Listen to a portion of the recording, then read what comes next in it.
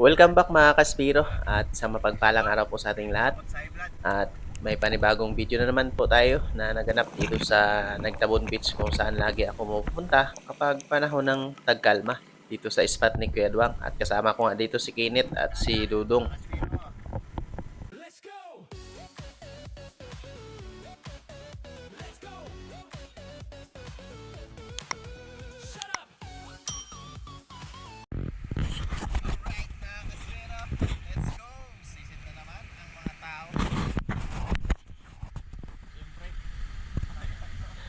At ito na nga mga Kaspiro, medyo nagpatanghali na kami dito paglabas sa Nagtabon Beach dahil nga ramdam pa talaga namin yung sobrang lamig ng tubig.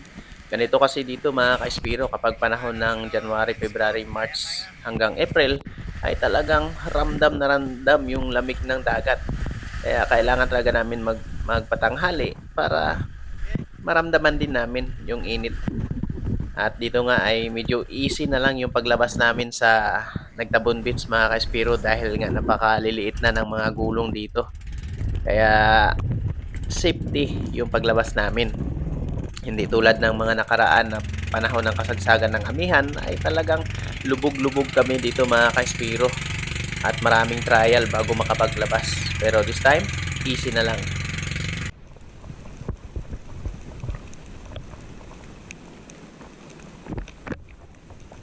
At ito na nga mga Kaspiro, ang lagi nating ginagawa. Siyempre, warm up dive muna.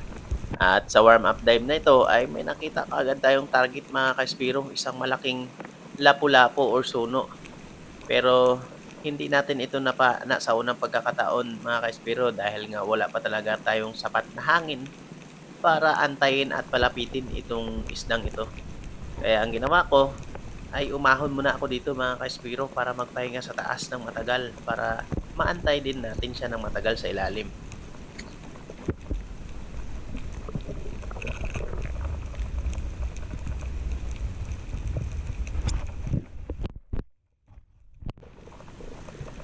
Pagkalipas nga ng ilang minutong papahinga sa taas mga ka-Espiro at nakapag-relax na tayo ng maayos ay ito.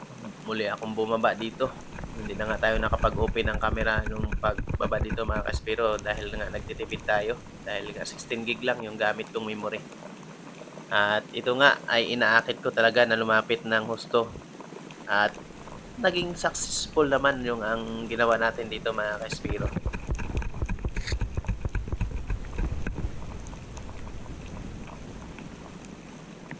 Ganito talaga yung isda mga Kaspiro kapag may karanasan na at medyo lagi na nakakita ng mga tao talagang medyo mahirap na talaga siyang palapitin.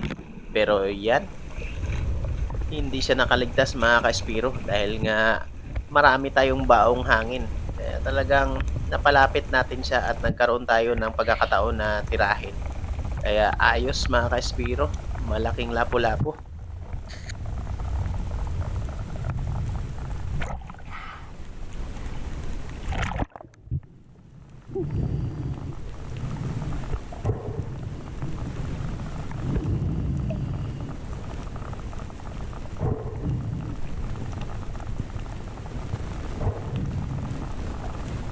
Medyo hindi natin kaagad nahila yung ating line mga Kaspiro kaya pinasok ng lapu-lapu yung ating shooting line sa butas. Kaya ito, magre-recover tayo mga Kaspiro.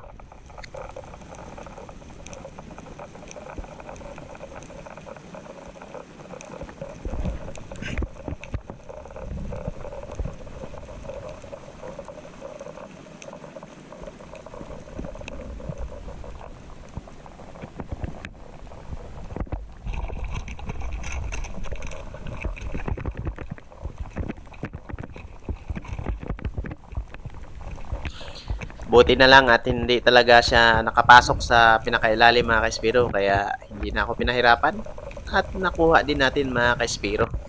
Wow!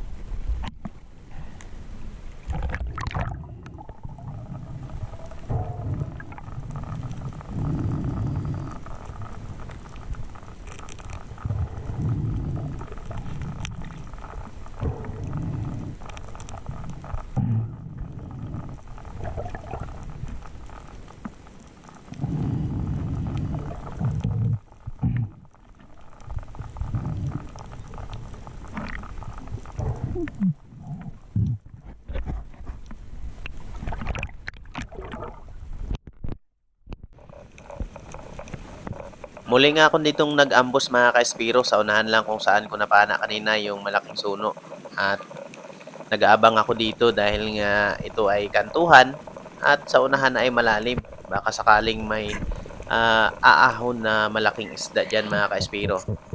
Pero parang this time ay wala talaga lalapit na mas malalaki. Kaya itong mga nasa harap kong pabalik-balik na mga labahita ay binawasan ko na ito mga ka-Espiro bago pa ako maubusan ng hangin.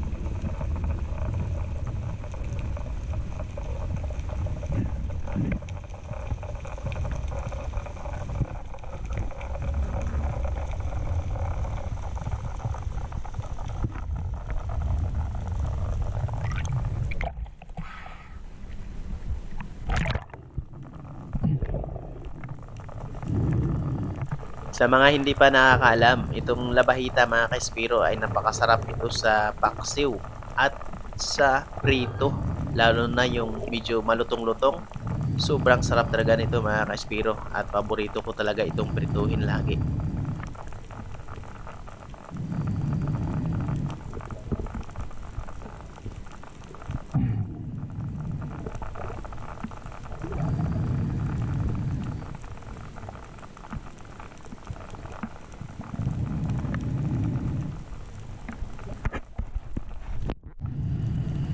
At dito nga mga ka-Espiro, nakapana ako ng isang cuttlefish kahit na off-season na nila.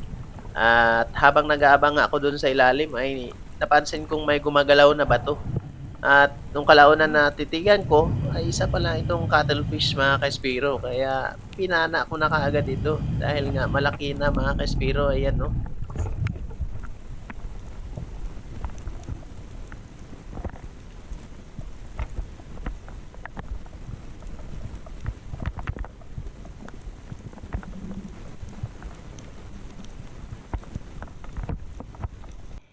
Sa pagkakataon na ito mga ka-Espiro ay talagang madalang yung isda kaya nilibot ko ang bawat kantuhan ng bahurang ito. At ayan nga, nakakita tayo muli ng isang cuttlefish mga ka-Espiro. Kala ko nga ito ay pugita dahil nga napakaraming isdang paaligid-aligid. Pero nung malapit na ako, ay isa na namang tauban or cuttlefish mga ka-Espiro. Kaya ayos talaga, nakadalawa na ako. Kahit nga wala ganong isda, ay may tauban na naman tayong huli mga ka-Espiro.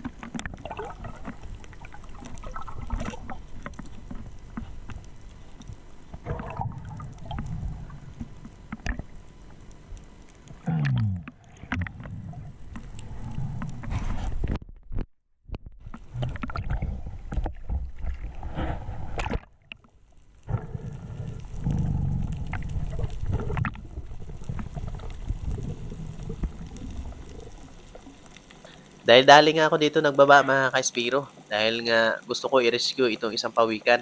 Akala ko talaga ay patay na dahil nung nasa taas pa lang ako ay may napapansin ako sa kanya at may nakalagay na kulay itim sa kanyang liig. Kala ko ay nasilo ito or nakawil.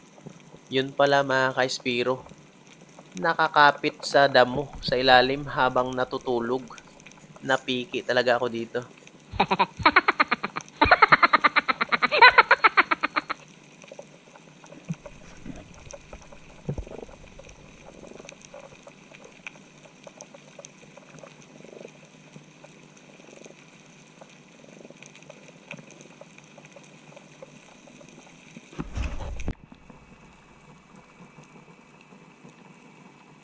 At sa pag-drop na ito mga Kaspiro ay marami tayong nakitang target sa unahan. Ayan, ang una nating tinutukan ay isang talakitok. Good size na rin sana mga Kaspiro, mga 2 kilo. Pero hindi talaga binigay yung tamang distansya kaya hindi natin pinilit. Pero pagkalipas lang ng ilang segundo ay iyan. May isang makulit na green job fish talagang lumapit siya kaya ayan.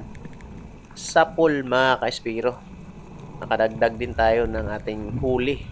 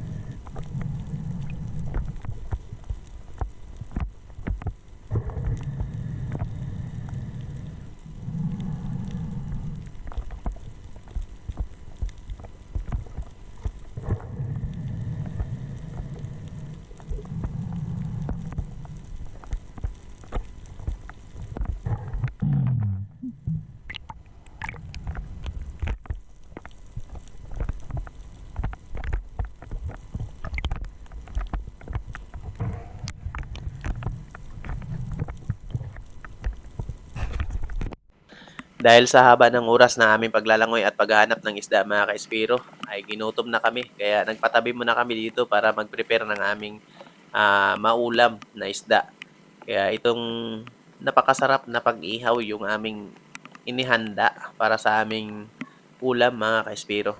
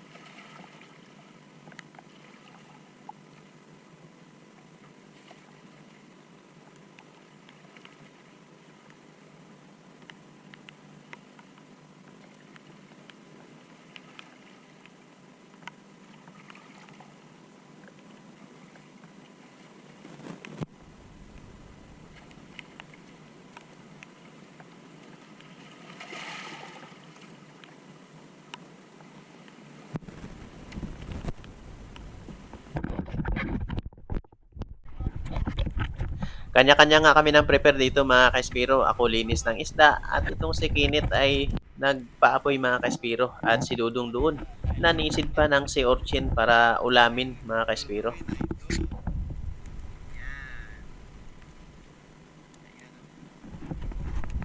Mag-ihaw muna kami dito sa tabi saklit para makain. Habang nagluluto nga kami ng inihaw mga Kaespiro ay umulan. Kaya nung pagkaluto ay dito na kami lumipat sa bangka para dito kumain. Dahil nga nakakaramdam na kami ng lamig mga Kaespiro. Talagang sobrang lamig pa ng dagat. Dagdagan pa ng hangin at ulan.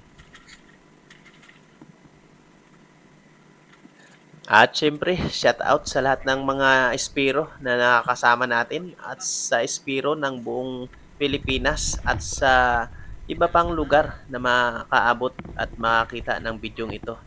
At siyempre, pa-support naman po ng aking munting channel, mga ka-Espiro, mga brother, mga master.